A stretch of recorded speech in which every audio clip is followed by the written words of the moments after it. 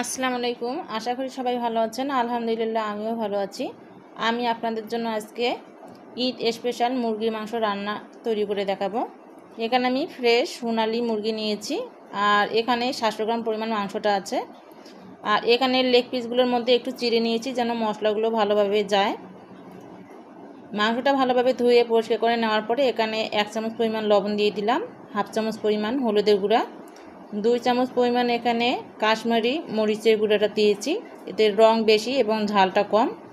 আর এর মধ্যে আমি এখানে কাঁচামরিচ বেটে নিয়েছি হাফ বাটি পরিমাণ, আদা বাটা দিয়ে দিচ্ছি 1 চামচ পরিমাণ, রসুন বাটা দিয়ে দিচ্ছি 1 চামচ পরিমাণ, জিরা ধনিয়া এবং রাঁধুনি একসঙ্গে আমি বেটে নিয়েছি, এটা 2 চামচ পরিমাণ দিয়ে দিলাম। এখানে আমি বাটা মশলাটাই ব্যবহার করব। এরপরে এখানে 1 বাটি পরিমাণ আমি কাঁচা পেঁয়াজটা দিয়েছি, আর পরিমাণ মতো আমি এখানে সরিষার তেল দিলাম 2 চামচ পরিমাণ। আপনার চাইলে সাদা তেলও ব্যবহার করতে পারেন। এরপরে এখানে সাদা গোলমরিচ দিয়েছি 1 চামচ পরিমাণ, এখানে আমি গুঁড়াটাই ব্যবহার করেছি। এরপরে ভালোভাবে মেখে আমি এখানে আধা ঘন্টার জন্য রেখে দেব। 30 মিনিট পরে আমি ফিরে আসছি। দেখুন মুরগির মাংস থেকে অনেকটা পানি বেরিয়ে এসেছে। এখন আমি চুলার মধ্যে একটা ফ্রাই প্যান দিয়ে দেওয়ার পরে এখানে 1 বাটি পরিমাণ সাদা তেল দিয়ে দিলাম। এখানে কয়েকটি দারচিনি, 5টা ছোটো এলাচ, একটা বড় এলাচ, 4টি লং এবং কালো গোলমরিচ দিয়েছি 14-15টি, দিয়ে সাদা তেলের মধ্যে দিয়ে দিলাম। আর এর মধ্যে 3টা তেজপাতা আমি ফোড়ন দিয়ে দিলাম। একটু নেড়ে চেড়ে নিলাম, একটা সুন্দর ফ্লেভার বের হচ্ছে। 40 সেকেন্ডের মতো নেড়ে চেড়ে নেওয়ার পর আমি এখানে 1 বাটি পরিমাণ টমেটোটা দিয়ে দিলাম। টমেটোটা এখানে আমি কুচি করে নিয়েছি, আপনারা চাইলে ব্লেন্ডারে পেস্ট করে নিতে পারেন। এরপরে সেই মাখিয়ে রাখা মাংসগুলো আমি এক এক করে দিয়ে দিচ্ছি। সবগুলো মুরগির মাংস এখানে দিয়ে দেওয়ার পর আমি 2-3 মিনিট ধরে একটু ভালো করে নেড়ে চেড়ে নেব। এই তো নেড়ে চেড়ে নেওয়া হয়ে গেছে। এখন আমি মোট 10 মিনিটের জন্য ঢাকনা দিয়ে দেব এবং একদম মিডিয়াম হিটে রেখে দেব।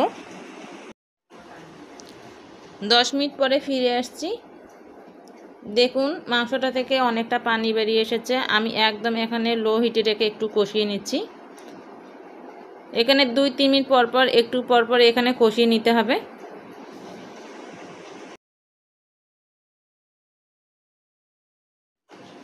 চার মিনিট পর্যন্ত সময় ধরে আমি কষিয়ে নেওয়ার পর আবারও 5 মিনিটের জন্য ঢাকনা দিয়ে দিচ্ছি। এখন আবারও 5 মিনিট পরে ঢাকনা খুলে দেওয়ার পর আবারও একটু ভালোভাবে কষিয়ে নিচ্ছি।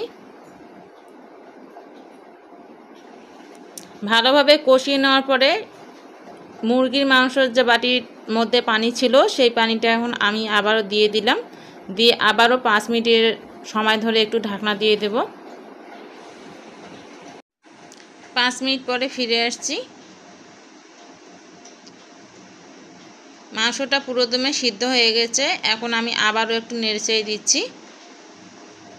মাংসটা এখন আমি এক সাইডে রেখে দেব এবং অন্যটা ফ্রাই প্যানের মধ্যে আমি এখানে সাদা তেল দিয়ে দিলাম 4 টেবিল চামচ পরিমাণ।